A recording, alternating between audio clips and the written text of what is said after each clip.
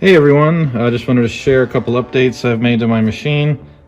First one I wanted to share was I updated my tool length probe, tool length sensor to a different style. It's a style that I actually use on one of my other machines. I'm very happy with it on the other machine, so I figured I'd try it on here. My old one, my old probe quit working.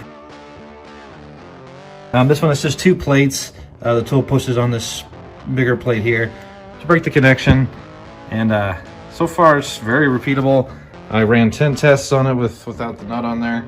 It got 0 every time, so I think it's actually better than the old one. I don't know if it's going to be 0 forever, but it's pretty repeatable so far. Another update I made is I found this capacitive touchscreen on eBay for about 200 bucks.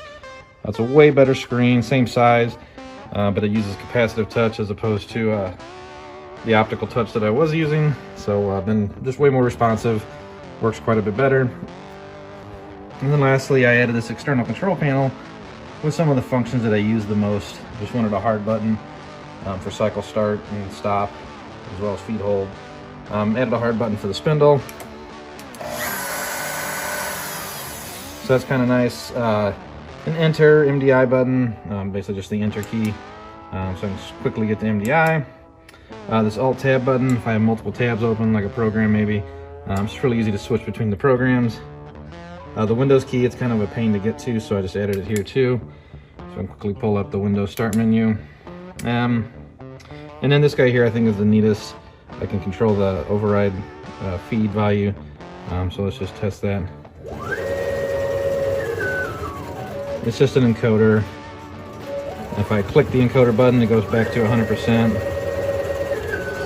So yeah, that's really useful to quickly be able to switch the feed rate pretty quickly. It runs off an Adafruit Trinket. It's kind of like an Arduino, very similar, but it uses the Arduino Sketch IDE tool. So it's really easy to do. It's just a keyboard emulator, but anyway, it works really well. And that's it. Thank you for watching.